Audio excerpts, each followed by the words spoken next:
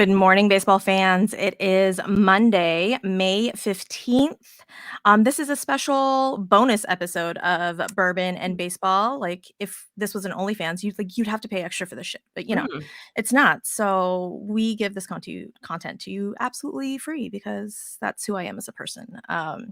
So typically it would be Suzy and Shelby. Unfortunately, Shelby is no longer with us. I gotta not keep saying it like that. I'm so sorry. It sounds like Shelby is dead. Shelby's not dead. Shelby just had to stop doing the podcast because she has no time anymore. So unfortunately, Shelby is not here on the podcast any longer. But I have a special guest, Kelsey Burd from Peace, Love, and Baseball. And is it Babes? It is. Okay. Babes podcast. So the Peace, Love, and Baseball is your own podcast, correct? It is, yeah. Okay. And then Babes is a fun collaboration with you, a Cardinals fan, and two Yankees fans. Am I? It is, yes. You nailed it. That'd be super interesting. You just throw an Astros fan in there just for just complete chaos, and I think it's a good time. Yeah, we definitely need to have you on at some point and just let that all play out. I think I spoke to John. We DM'd a little bit, and I think we're going to try and get that scheduled like right before the Astros Yankees series. Oh, awesome! Yeah, and so it'll just be all kinds of fun. We'll have a good time. But love it. Yeah. So this is Kelsey Burd, and I've already given her the warning. But if you're new around here, this is the first time you're listening. If you're listening because you love Kelsey, just know that this is a rated R podcast. Mainly because I cannot control myself, and I just say all the expletives. So not safe for work. If you have small children around, maybe earmuffs. I don't really care. That's on you if you want to. I'm not going to judge you.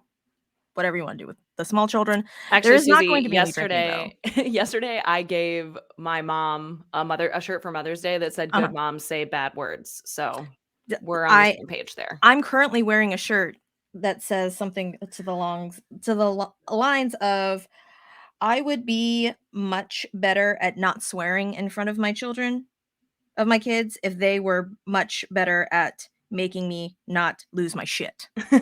So there you go. I forgot about the shirt. Like, I had just pulled it out of my closet randomly, and I used to wear it when they were much smaller and like didn't know how to read. Sure. And now that they're gonna be 8, they looked at my shirt and goes, "Mama, your shirt says a bad word." And I'm all, what does it say? and they're like, their eyes got all big. And they're like, we can't say it, Mama. I was like, what are you? Because earlier, like last week, they came home and they're like, "Mama, one of my friends said the S word." And in my head, I'm thinking, oh, like they said, like one of your little friends said shit. Mm-hmm. No. I was like, well, what did they say, baby? And she goes, "They said the S word." And I'm all, and she goes, "Stupid." And I was like, okay. Yeah, that's don't be 8 again. I was like, yeah, that's not great. That's not great. Yeah. Not a nice word. So I try not to cuss around my children, and because I try not to cuss around my children, anytime they're not within earshot, it just all like just word vomit comes out. So that's fair. Yeah. So again, my husband's like, "They get this from you, like this." Like, I don't know what you're talking about. Like, I don't cuss around them, but whatever. Anyhow, so Kelsey, you are a Cardinals fan for how long? Well, lifelong? Approximately, 33 and a half years. Okay. I was born into a Cardinals family. I guess like my dad grew up in St. Louis, and my grandfather actually worked at Sportsman Park in St. Louis back in the late 50s. But my mom is a Cubs fan. So, and her whole family, like really diehard Cubs fans. And so I grew up in Central Illinois, which is smack dead in between Chicago and St. Louis. And because my dad was just more into baseball than my mom, and it was like such a thing that was ingrained in his family and family history, he got us all on the right page, fortunately. And all 3 of his children are diehard Cardinals fans. So my mom stands strong, though. I got to give it to her. And we're actually all going to London together in about a month for the Cubs Cardinals series. And she's going to wear her Cubs gear among all of us. I love that. That's going to be fun. Those family pictures will be delightful. I can't wait to. Yeah, we're going to have a lot of good content. So, So Kelsey, we came across each other on baseball Twitter, Yeah. and with this whole Wilson Contreras Cardinals catching situation, I really wanted to kind of take the temperature, if you will, of an actual Cardinals fan, because we can all kind of look on the outside from our fandom and be like, what's going on over there? Yeah. Why? What's happening? So, for some context, if you guys aren't following all of the baseballs, uh, in the offseason, the St. Louis Cardinals signed Wilson Contreras to, what was it, 3 years, 5 years, 90 5 million? years. 5 5 years, years, 87.5 million with an option um, for a sixth. Yeah. to be their everyday catcher because, Yadier Molina just retired, rode off into the sunset with Albert Pujols, and apparently, Wilson Contreras, surprisingly, to I don't know, to anybody's surprise, front office's surprise, I don't know, What? it is not Yadier Molina. Like, Wait, he's not? what? Yeah, I don't like. I feel like maybe you should have seen this before. I don't know, front office. Like, what are you doing? I don't Yeah. know. Do we So look at stats? Do we follow our player profiles at all? Like this also, it's worth noting that this is the largest like free agent contract that in the organization's history for a player that was not already with the organization. So it was kind of out of character already. And when you make that kind of a move, you're like, all right, well, you're really all in on this guy. And all of the right communication came out between both parties of how they were on the same page, of how open communication was so important to both of them, and, clear expectations. And Wilson's our guy. Like, he's going to be such a great organizational fit. I think what was most interesting to me right off the bat was that there is, yeah, clearly some kind of disconnect between these clear expectations of quote unquote. right. We didn't really even talk about as a fan base and the writers and people who cover the Cardinals specifically, and certainly not nationally, did not even talk about like the obvious transition that would have to be made fundamentally as a team around this change. Like Yadier Molina is retiring. It's well documented that there have been teams in the past when their franchise catcher retires that they have trouble bouncing back and struggle to kind of all get on the same page. And certainly that's something that they had to have foresight with, right? There, You would think. you would think, right? And so they, they obviously made it a point to want to get this big signing and get a big exciting catcher, one way or another for the team.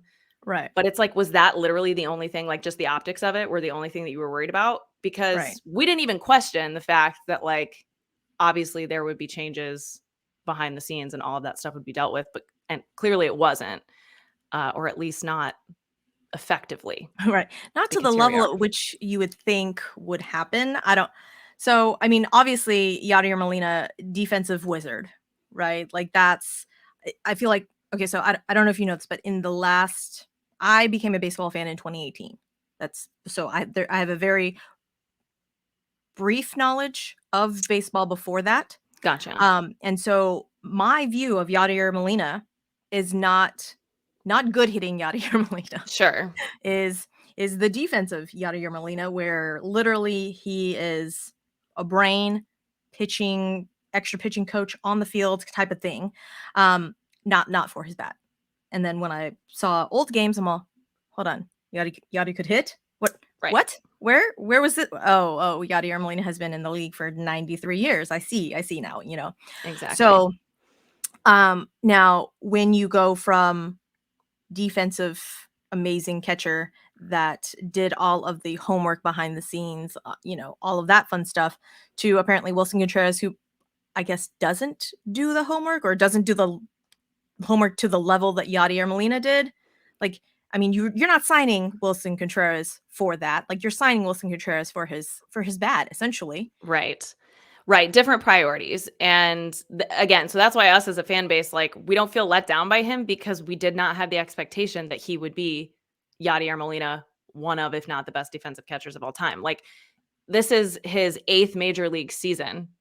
It has been well documented by the Cubs, covered by the Cubs, but also covered nationally, that like he is not your go-to defensive catcher. He has even been taken away from calling games at certain points. He only caught, I think, less than 50 games for the Cubs last season because of that, because they were saying along the same lines, like, hey, this could possibly be contributing to, what we're ultimately getting out of our pitching. And for that, they had Yan Gomes catch a lot last season. And I think there's even stats to back it up that like the pitcher's ERA overall with Yan Gomes was noticeably lower than with Wilson Contreras. And that's all neither here nor there, because quite honestly, like if you want to pin it on him, I'd like to give you a definition, if I can, Suzy. The definition that I want to give you is for the word, or I guess 2 words, scapegoat. And a scapegoat is a person who is blamed for the wrongdoings, mistakes, or faults of others, especially for reasons of expediency. And that is what I think we're seeing here with Wilson Contreras. Yeah. Well, so a couple weeks ago, this all happened, where it came out that Wilson Contreras is moving away from catching duties and just going into DH and then outfield. And then they were like, oh, just kidding, not the outfield, just DH.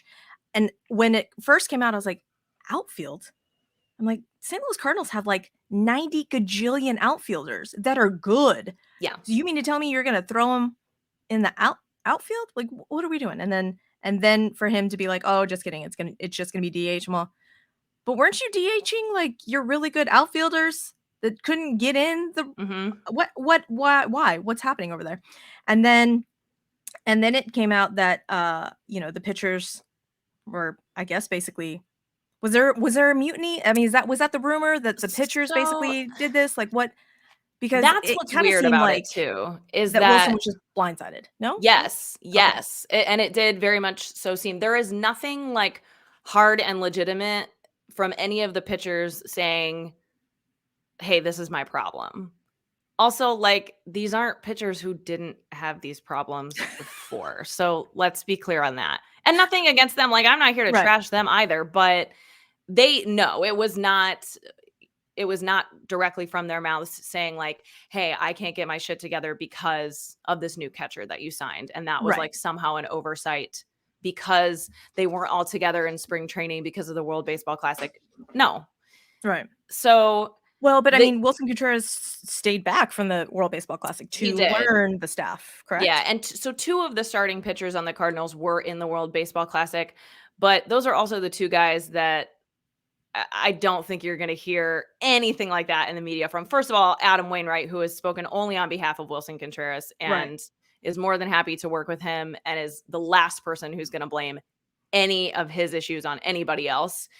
And then Miles Mikolas, who even all of last season and maybe even the season prior was primarily caught by Andrew Knizner. So they just seem to be a better pairing. And that's been pretty consistent. Like he was caught a couple times by Wilson Contreras, but you kind of always expect to see Knizner, our backup catcher, out there with Miles Mikolas anyway, because they're just kind of a duo that seems like a good fit. They are close friends. So they, definitely have a dynamic that works for them on and off the field, which is great. So I can't imagine that those 2 guys, and those 2 aren't really the ones that you hear any kind of inkling of, oh, they had a problem with him. It's really like, I think who people have accused of maybe saying things like that is Jack Flaherty.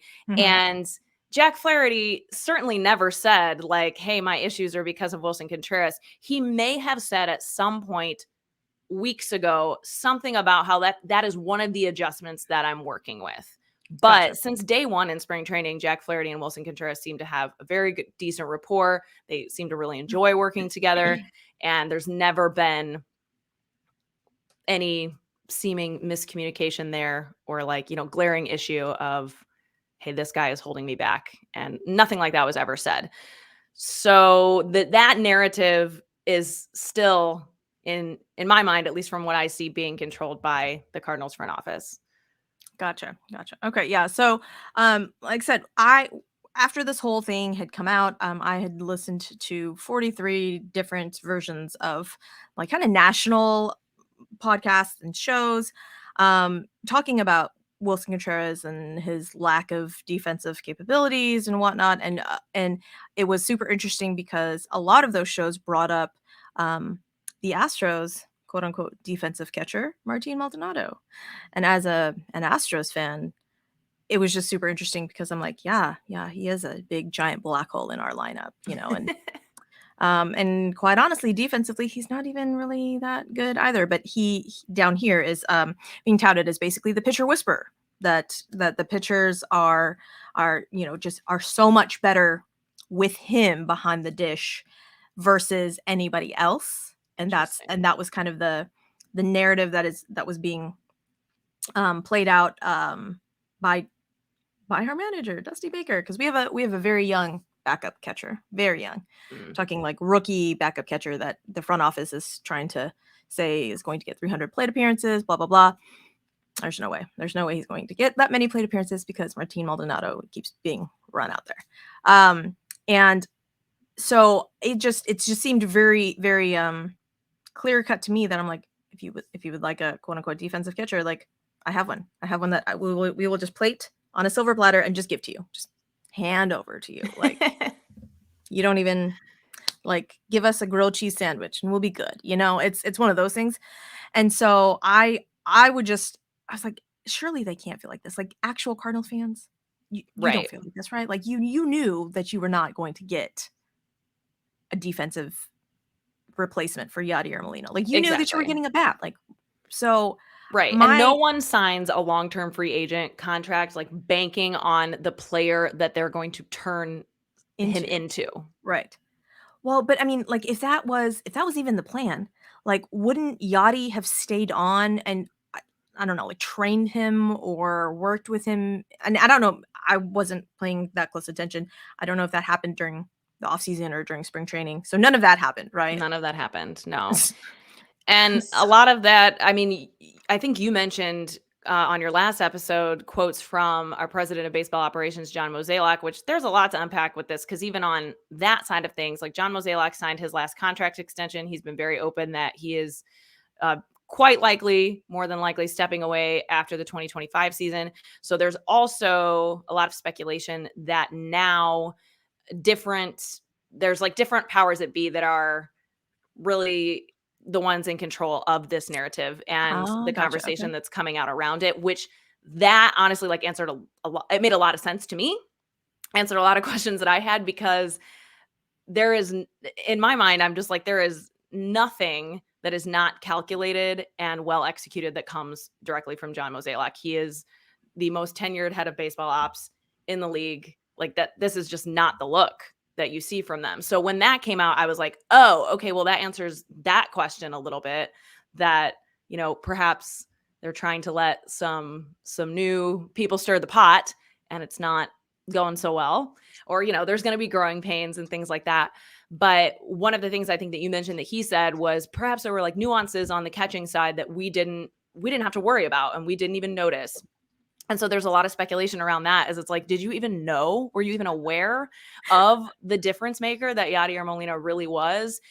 And the biggest thing that I see with that is that Yadier Molina, John Mozeliak spoke to how Yadier Molina was like having a coach on the field. And you mentioned something along those lines as well, in his ability to evolve his decision-making along with the game. To me, that is not a skill that I need my catcher to have. It is a skill that we need our coaching staffs to have. So I still come back to, like, that's amazing that we had Yadier Molina, but one of the things that goes side by side with appreciating for Yadier Molina for everything that he was is knowing that he was the, one and only, like he was elite and he was this once in a lifetime franchise catcher, and expecting someone else to live up to those expectations, especially with little to no guidance on your end, because clearly you didn't even know what Yadier Molina was doing. Like, scapegoat. Right. It's not, right. You can't put that on him. But now was it a Katie Wu Athletic article that I read that basically after like a week of this, basically Wilson Contreras is now going back to the catching? Yes. So he is starting tonight as the catcher with Jack Flaherty, which is the one that everyone's been like, oh, but he was blaming Wilson.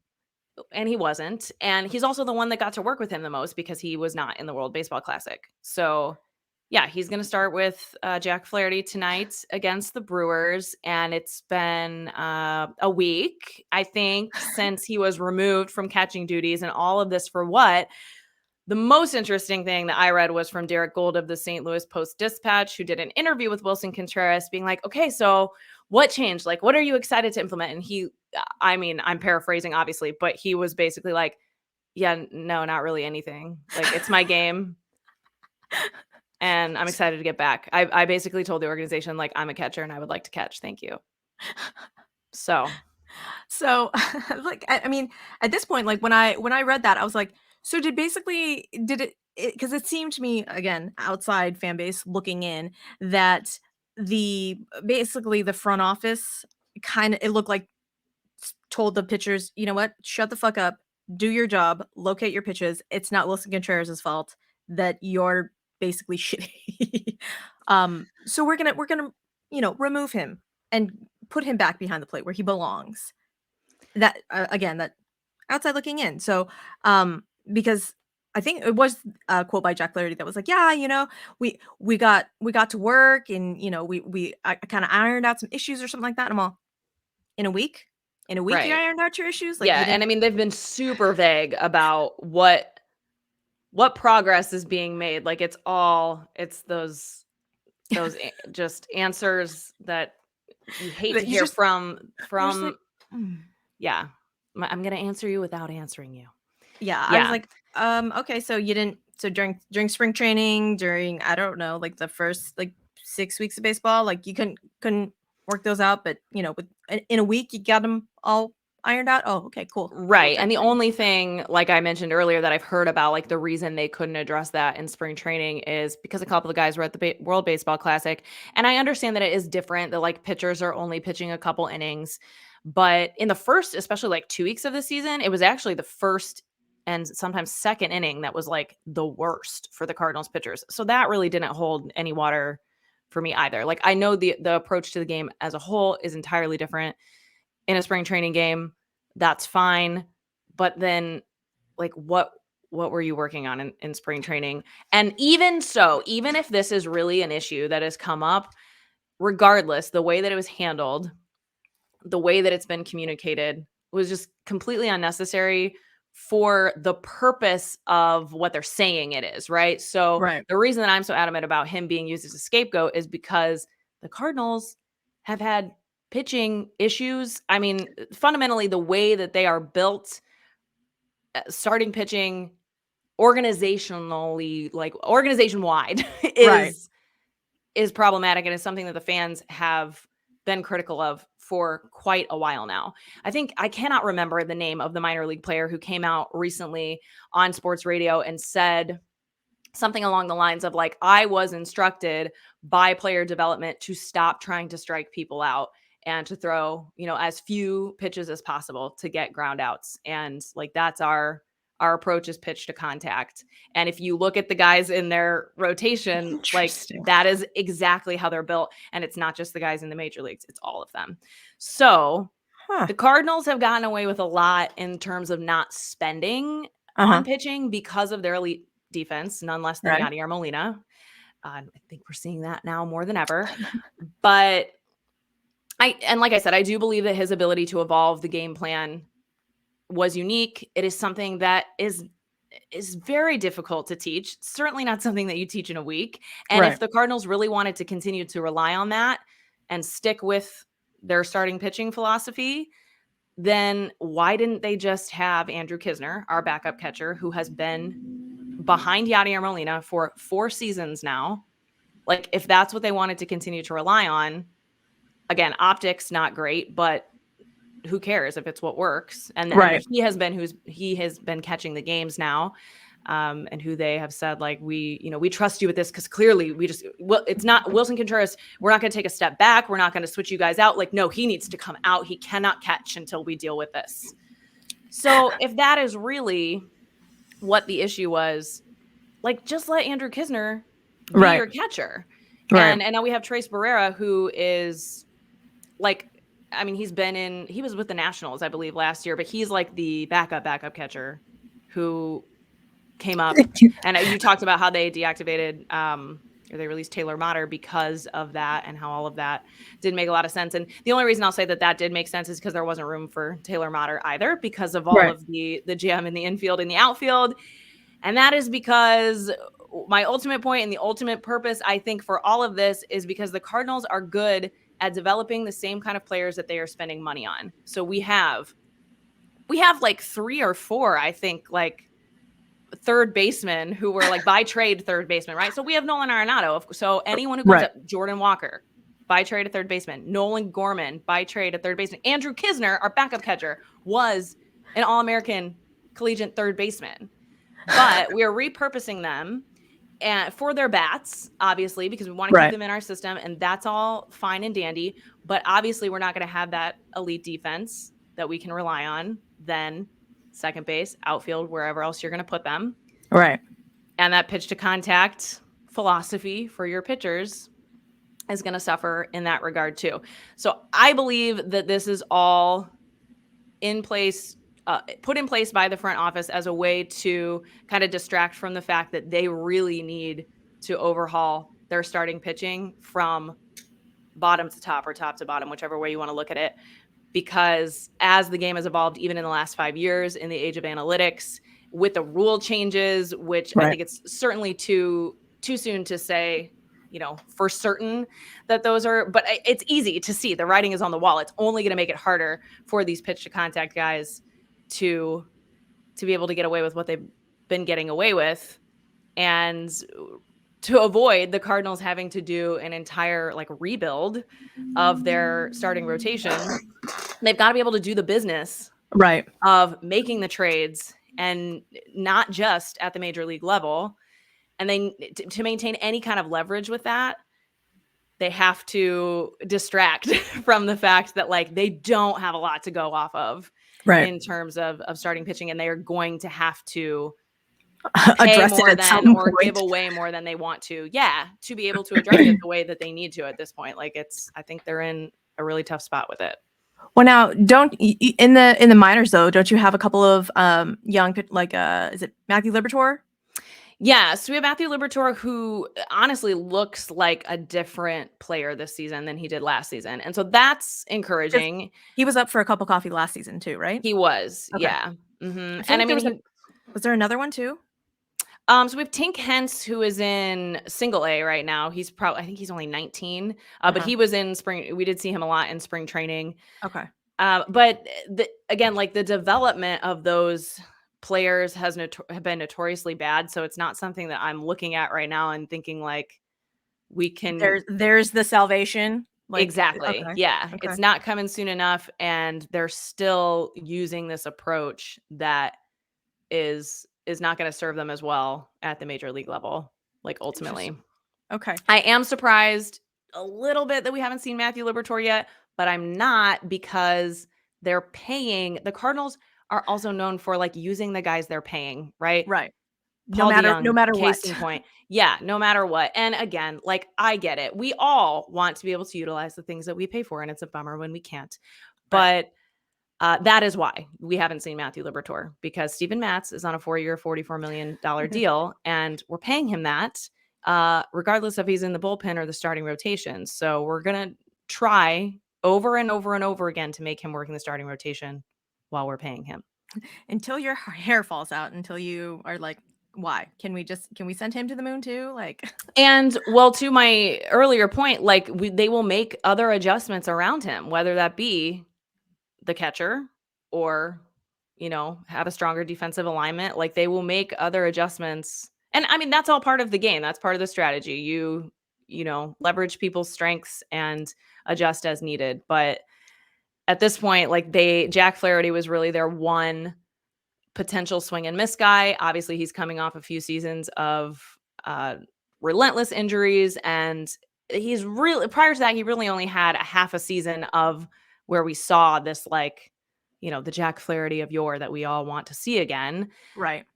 And he's certainly very talented. He's got a lot going for him, but to rely on that and say this is our guy and he's going to come back from 2019 form, no problem. And the other 4 guys in our rotation are 4 or 5 guys at best. That's That's you're set up for not failure. gonna cut it? Not Yeah. gonna cut it? Yeah. Okay.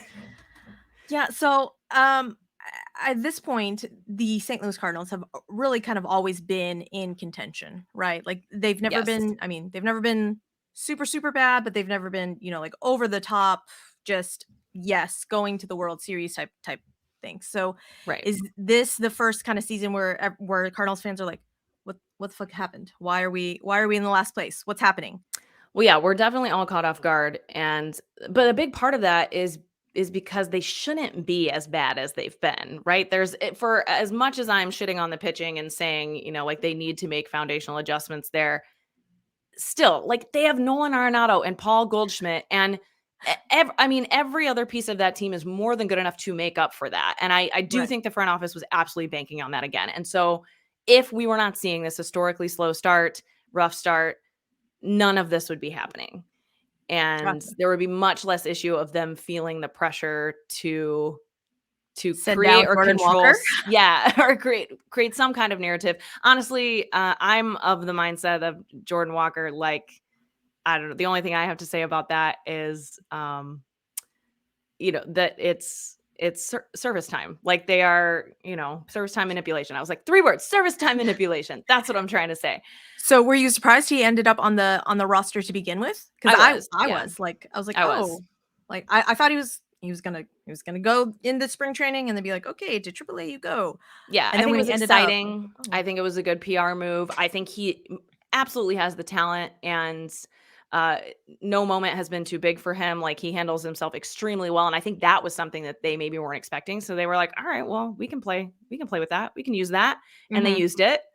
And then they said, "Okay, but we need mm, to send you back down." And I again, like I to a certain extent, I am always going to appreciate the business side of baseball for what it is. Like mhm, you can't even like some of the greediest, most awful corporations, you're like, well, I mean, I see why they did that. Yeah, it's right. shitty, but like we get it.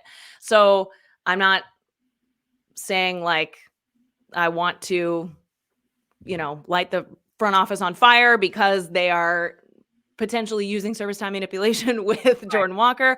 But I think it's pretty obvious that like, and was that their only reason?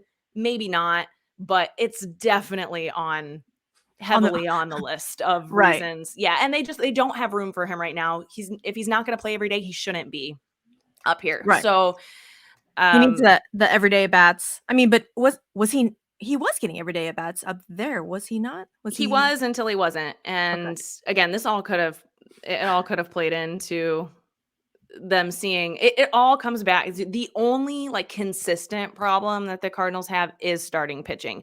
And it's not why they've lost every game. It's not why they've lost, as many games as they've lost necessarily, because the offense really wasn't clicking at certain points either.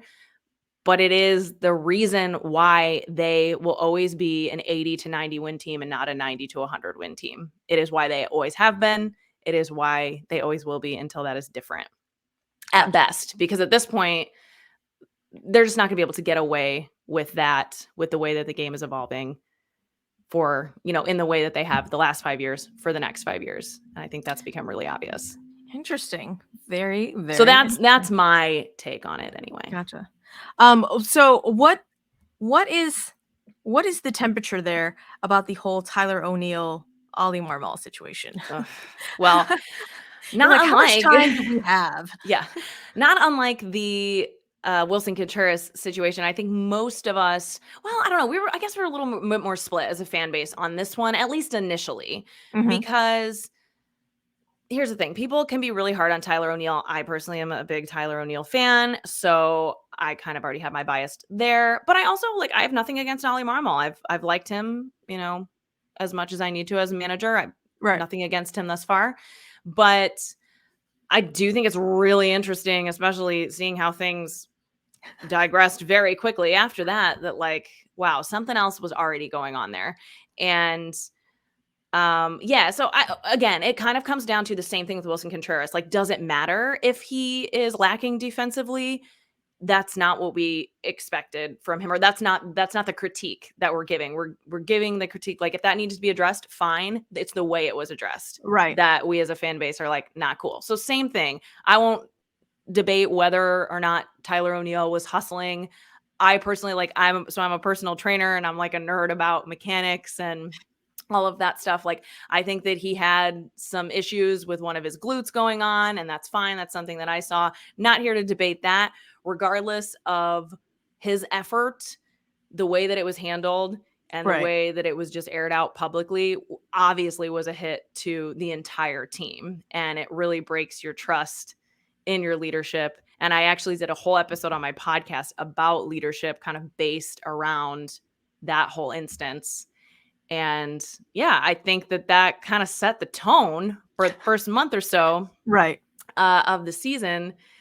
And I also think, if we've been talking a lot about Yadier Molina, I think Ollie Marmol's role as manager is very different on a team with Yadier Molina than it is without. And I think that he was probably feeling a lot of that pressure, especially in the first couple weeks of the season. And that might be, Right. a potential of why we saw him handle things differently and not as gracefully as he would have before. So that was another kind of question, because Ollie is what, 36? 36. Yeah, maybe 37 by now, but very young. So Adam Wainwright is 40. Like, I'm like, how are you as a manager supposed to manage if your players are older than you and have been, you know what I'm saying? Like, I'm not, by no means am I saying like Adam Wainwright is like, sit the fuck down, Ollie. Like, this is my, like, at no point am I saying that. But I feel like maybe it would be a little bit more difficult for Ollie as a younger manager to kind of gain that respect. And I don't know if he was somehow thinking that this would not gain respect, but like, this is my team now. Yeah. Like, I kind of, putting it on the table and like, we Yeah, got that's money, like his new role. Mm-hmm. So I'm like, that had to have had some sort of divide in the clubhouse. Like, it couldn't have been good for the clubhouse. But now, is Tyler O'Neill on the IL? He is on the IL, yeah, which is another thing that, like, that's the reason people are very critical of him, or like Cardinals fans are very critical of him, because he has had a number of injuries that have kept him from playing and then obviously reaching his full potential, mostly last season, because he had a really awesome 2021 season, and we're hoping that he would just build on that. And so that was like part of this whole controversy too, was like, okay, well, do you want him? Yes, we have seen him run incredibly hard before, but we also saw him have 2 serious hamstring injuries before. So he is going to have to adjust his mechanics, and maybe we won't ever see him run at full Tyler O'Neill speed again, because he's trying to stay healthy and stay in the game. So that was a big part of that conversation too. And I think you hit the nail on the head with, the Ollie kind of trying to set a new tone of his age of leadership, again, post Yadier Molina, but also at that point, Adam Wainwright was on the IL. And so he wasn't with the team on at least like their first long road trip, maybe the first 2. Okay. And that was something that we were all talking about too, is like, you want to talk about vibes, you want to talk about an energy guy, like a leader in the clubhouse. There's definitely a different dynamic that the team was counting on. And that is half, if not more, of the reason that the Cardinals signed him again, and are keeping him around, is for his leadership in the clubhouse and for what he means to the organization. Gotcha. Okay. Because I'm not gonna lie, I really thought him and Yachty were just gonna ride off into the sunset together. And then when he re-signed, I was all, what's happening there, Wayno? Like, what's going on? Overall, he had a great season last year, and he's still got it. He had some mechanical issues that he was super upfront about at the end of last season that were from a very isolated incident that he spoke about. And so there was no reason to think, from the way that it was discussed, that he wouldn't come back and, be able to have the same sort of season that he did last year. And obviously he felt confident that he could do that without Yadier Molina. So Right. I mean, what? We can pitch without Yachty? I don't know. Yeah, it's so hard, because like, I don't want to discount anything that Yachty did for the team and for the pitchers. Like, he was a huge factor for sure, but no team is successful if it all rides on the shoulders of one person. Right. And how crazy that we're trying to say that one catcher is responsible for 5 poor starting pitchers and then some in the bullpen. Well, and so what was interesting to me was that basically not your only, but overall the starting pitcher that had the least amount of issues, I guess, was Jordan Montgomery, Monty, that Yeah. came over, from the Yankees in that trade and didn't, I guess, wasn't used to the Wasn't accustomed. Javier Molina Yes. treatment. I don't know, like maybe did you Right. walk into the clubhouse and it's like, wait, you don't do your own scouting reports? Like Yeah. Yachty does that for you? Like I got, before, Jose Trevino, we had Kyle Higashioka and Gary Sanchez. Like they ain't doing that shit. Like you mean to tell me that I don't have to put in the work? Like he does the work for me? Cool. Like, so I wonder if that had any sort of bearing on the performance, because Monty That is was doing his own interesting. stuff. Yeah, that is interesting to look at. Like, he was certainly the least, but I mean, Steven Matz, who has been, arguably the most poor performer in the Cardinals rotation, like I don't know, I would have to look back and see exactly how many starts he had with Yachty last year, but he was only with the Cardinals since last season, and he didn't play most of last season. Gotcha. So he was with the Mets before. Like, I can't imagine. It is really interesting to consider that.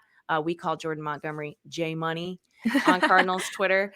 He's our guy. We love him. Feel very lucky to have him. But again, we gave up Harrison Bader for him. So if we don't have Harrison Bader making catches in center field that sometimes only Harrison Bader is going to make, then is the pitch to contact pitching rotation as effective as it once was?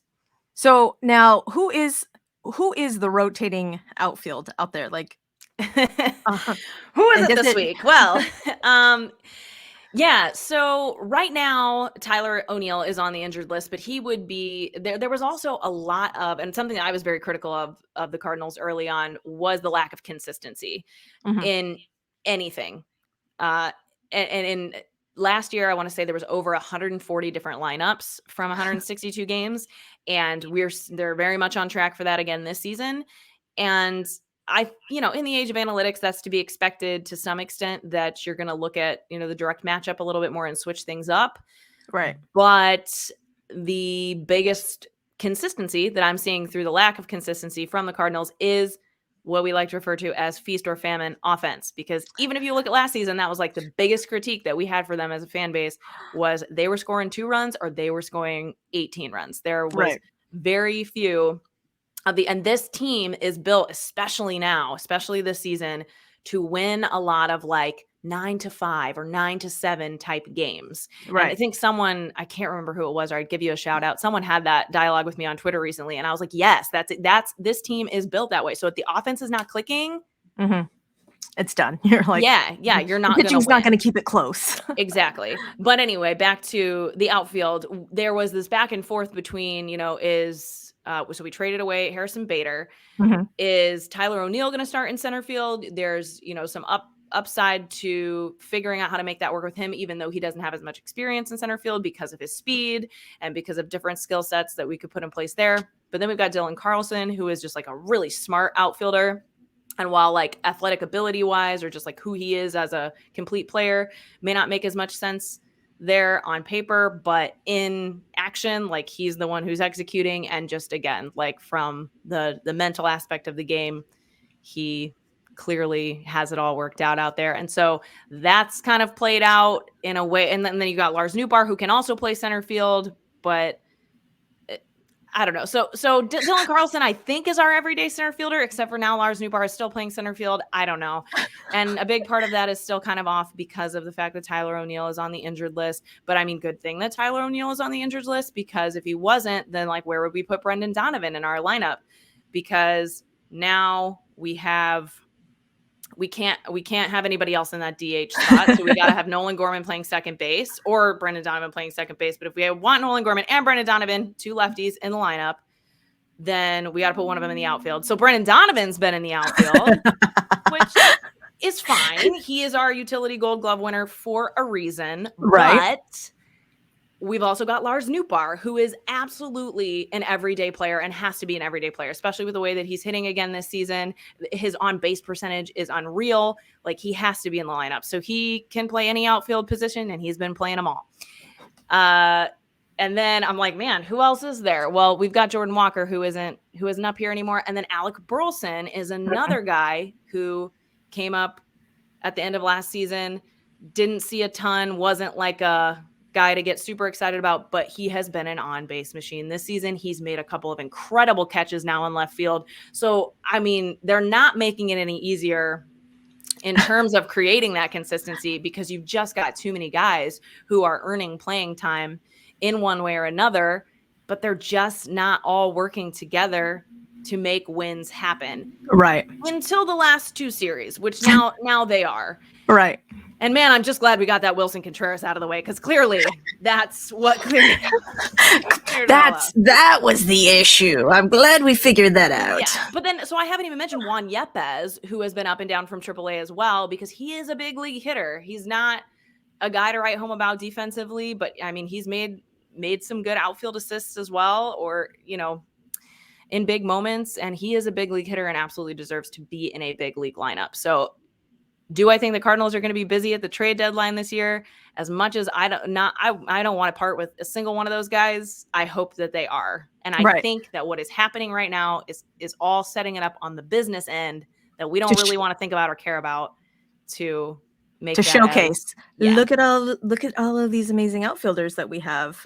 Do I hear starting pitching for right? And I know how bad we need starting pitching, but it's really just because we didn't have things in line with our catcher. So yeah. So I'm glad that you brought that up though, because that was my next question for you was how do you think things will shake out at the trade deadline, and which one of your outfielders, or I guess how many of your outfielders I should say, do you see getting moved at the deadline? Honestly, I am someone who gets very attached to these guys, so I don't want to see any of them leave. I already told you that I am a big Tyler O'Neill. We call him Bro. I'm a big Bro fan. I've got a Bro Neal sweatshirt. I love him. But I think he's probably the one that is most likely to get traded away, because the other thing that the Cardinals are notorious for is, again, that service time and wanting to, we are like 10th or 11th, I think, in payroll this year. And we're maybe not even that high, maybe like 14th or 15th. I'm not sure. We're always like right in the middle. Right. And the reason why the Cardinals are able to be as competitive as they are for so long and year after year is because they are conscious about all of that. And so again, not throwing shade at the business side of it. I'm not here saying like, I want you to spend Steve Cohen money, but I do think that a little bit.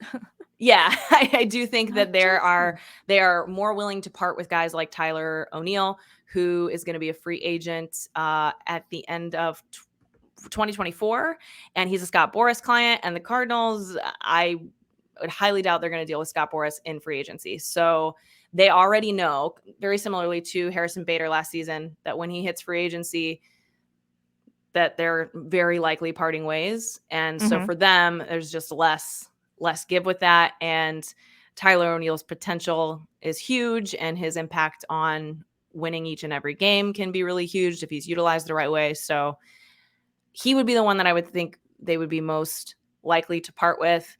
And that was like my big, huge red flag when all of that stuff went down with him and Ollie at the beginning of the season, is I was like, geez, are they just like putting him on the trade block already? Like but that also, it made no sense from that standpoint either, right? There's no good in any way, shape, or form from making your player look like they have a lack of hustle or effort. Hustle, yeah. So I looked way too far into trying to make sense of all of that, though. I'm looking at the spot track for the Cardinals, and it's up there, but it's not ridiculous.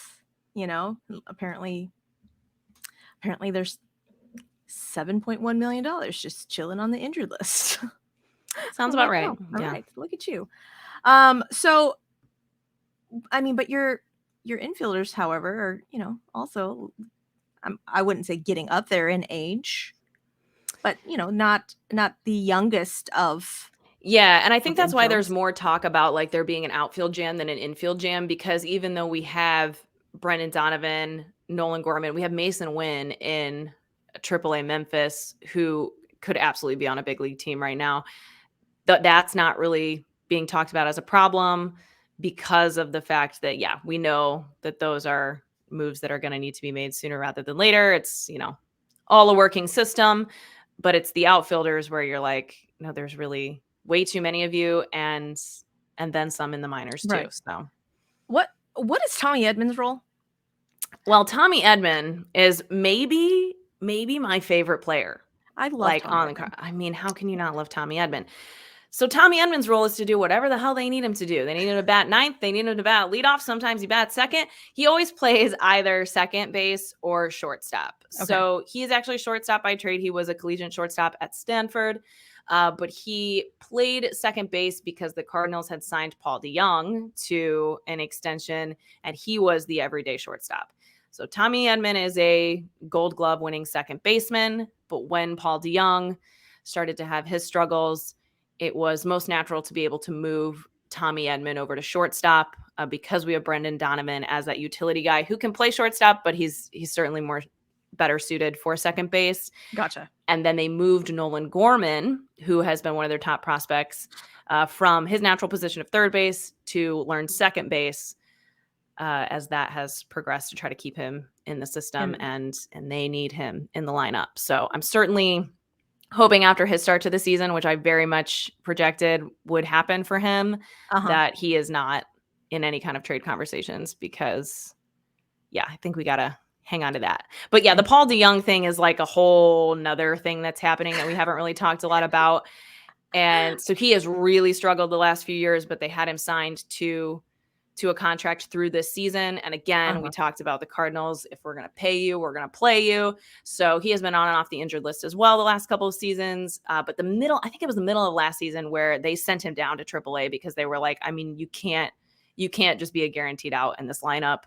And defensively, he is above average. I would say always has been at shortstop. So we're going to use him there when we can.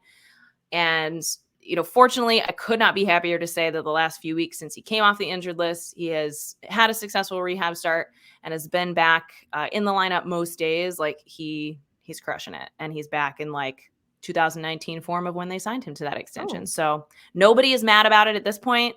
In fact, there's like an apology form to Paul DeJong going around Cardinals Twitter that everyone can fill out, and we'll get shared with him, I hope, because there's a lot of people that owe him apologies for sure. But I've always been, rooting for Paul DeJong, not just because we have a lot of money in him, but he and I went to the same college. We are Illinois State University alumni. And I just think, I like to talk about the human side of baseball sometimes because I think it's easy to overlook. And he is someone who he's 26 years old, I think. He has $26 million in the bank of guaranteed money from playing baseball, and he was pre-med in college. He can go do whatever the hell he wants, but he's sticking with his team and trying to make the most of it. And, they haven't DFA'd him like everybody's been calling for years now, because they see the work and the dedication that he has to it. And I'm just glad to see that he's finally getting some production out of it, and he's absolutely helping this team win right now. Awesome. So when he plays shortstop, then that moves Tommy Edman to second base. Yeah. Or it gives Tommy a day off, kind of depending. Again, you're going to see a different lineup. I think it was game 1 and game 2 of the Red Sox series. We had the same lineup 2 days in a row. That was the first time that has happened this season. And I was shocked, but I was like, Ollie's been listening to Peace, Love, and Baseball, because he heard me say, you got to go with what works. If it's working, don't change it. You're like, we like some consistency here, Ollie. Right. Come on now. Okay. All right. So, it, like I said, it was interesting being on the outside looking in to seeing all of the, not so much similarities, but I guess like the differences in catching philosophies and all of that kind of stuff. And I was like, I need to talk to Cardinals people. So let's do that. So, I was not, again, aware that Cardinals and Astros Twitter were in some. I was like, why do we not like the Cardinals? What's happening? And they're like, tell me you have been a longtime fan without telling me you haven't been a longtime fan. Yeah. And well, I'm sorry, but and they're like, the Cardinals always used to kill us when we were in the NL. I'm like, we haven't been in the NL in like how long? Yeah, it's been a long time. I mean, I barely remember that, but and I was like, tell me that you're 95 fucking years old without telling me you're 95. I'm like, I mean, at this point, like I don't see the Cardinals as, Astros competition. I mean, like if anything, it's like the Yankees and I don't know, whatever the fuck the Mariners are trying to do with us. Like that's what that is. I'm all, No, Have don't come at you me. read the book that just came out in February by Evan Drellich? It's called Winning Fixes Everything. I have not. I think I have you and read I need to have excerpts. we need to have like a book club on it and like maybe Okay. come back and have a discussion on it because I learned a lot about the Cardinals Astros dynamic that I knew absolutely nothing about from that Interesting. book. The whole like first half of it, I was like, I thought this was about the Astros cheating scandal. And they're like talking about the Cardinals. And I'm like, what the hell is this? Yeah. So it all goes back to all of that too, I'm sure, which was about 20 years ago or Okay. so. So Okay. Well, I did remember when I was like trying to figure out the whole like Cardinals thing. I was like, what's with Cardinals? And then there was that whole, like the Cardinals employees yeah. like stole computers, and I was like, computers? What? And they're like, oh yeah, no, like people went to prison. I'm all, what? I was like, Yeah. we're just gonna gloss over that? Like, no one's gonna talk about that? Like, what? I was very confused on why that was not I guess a bigger issue, but Yeah, well, you again, know, I think as fans, and I don't blame anyone for this by any means, because for us, we want to have a different perspective on it and enjoy it the way we want to, and we right. should.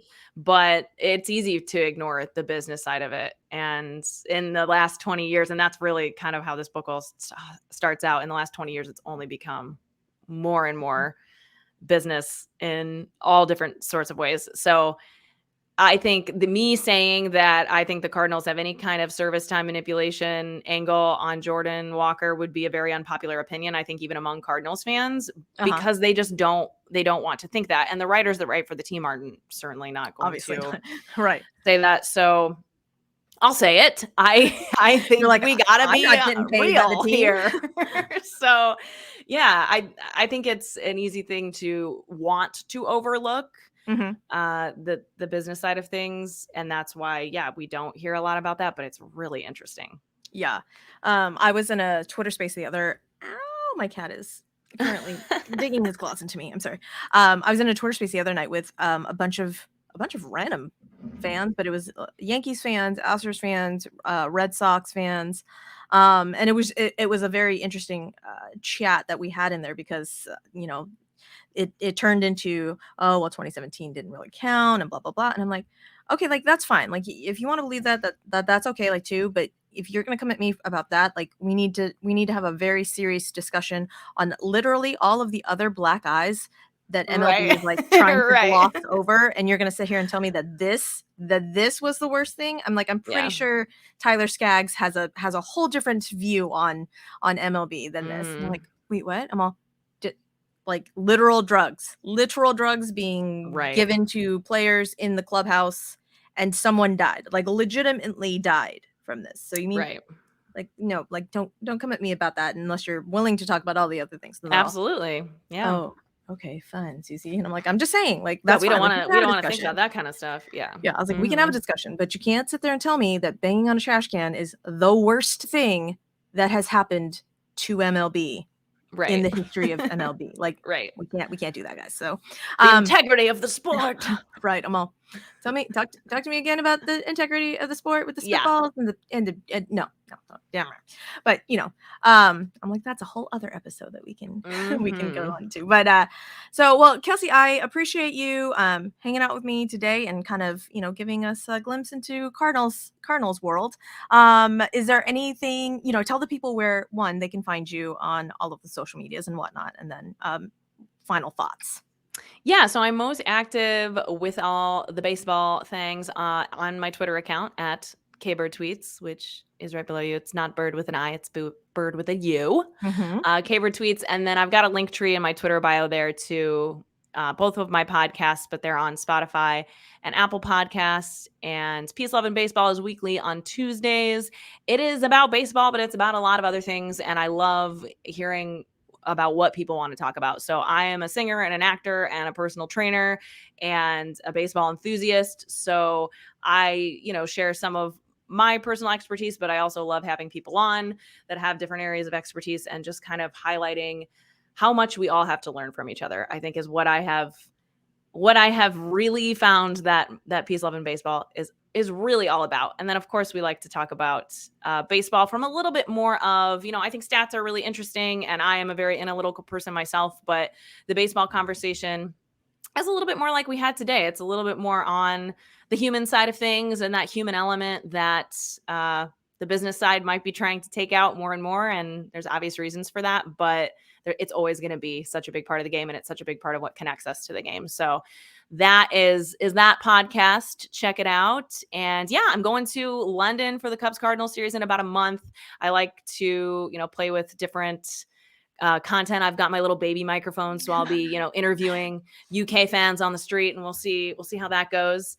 Would love to orchestrate maybe a meetup of baseball fans that are over there for that series on Twitter. So keep an eye out for that. And yeah, Suzy, I've got to get you on Peace, Love, and Baseball. And it sounds like we're going to do a Babes collab. And it's been awesome chatting with you and just getting another great fan's perspective. Yeah. Again, you can follow Kelsey at her Twitter. I have linked it in the show description as well. And then this podcast will be available Apple, Spotify, YouTube, all of that fun stuff. And then when that is shared, obviously all of those links will go out too. So make sure that you guys go and follow Kelsey for all of the Cardinals content. Babes podcast. I don't know if I can really encourage people to follow that one. I try to keep the Yankees fans in line, man. We talk about, I really am dedicated to making that be about baseball, league wide. And yeah, join me over there. We got to help keep them on track. Wait, I may. I don't know. Well, we'll talk about that. We'll talk about that later. We'll do a whole test run and see how that works out. But no, I'm just kidding. Yana has been nothing but super awesome towards Astros fans, like myself and whatnot. And as Astros fans, we sometimes are a little bit more defensive than maybe we should be. It may be because of the 43 years that we've had to endure everybody talking at us and whatnot. But it is what it is. Like I said, I joined baseball and my baseball fandom after the 2017 season. Yeah, so I was was like, don't look at me. I'm like, what happened? I don't know what was going on. Like what? So again, Kelsey, again, I appreciate you coming on and hanging out with me. And yeah, I'm super excited to collaborate again. Like I said, go check out Kelsey on Twitter. Information will be on the bio. Make sure that you like, subscribe, and rate Bourbon and Baseball, Apple Podcasts, Spotify, YouTube. Also, you guys can join me on the new Relevant app. That's RELEVNT. Doing in-game broadcasts and shenanigans over there on the Relevant app. Oh, it's really so. I'm like, if you want to check out an Astros game, Kelsey, yeah, that would be the way to do it. That sounds awesome. There's lots of drinking games and shenanigans. Like I said, love it. It's fun. So you guys can check me out over there. I still don't have a co-host. They're looking for one, but apparently I just am just too awesome that people can't handle my awesome. No, that's not it at all. I'm done. But yeah, so again, we appreciate. I have a gift, Kelsey. I have a gift. No. So again, we appreciate you guys and share, do all of those things, and we will see you guys later. Yay, baseball! We love you, Wilson. I mean, I only kind of mildly like you, Wilson, but it is what it is. It's not your fault. That's really the point.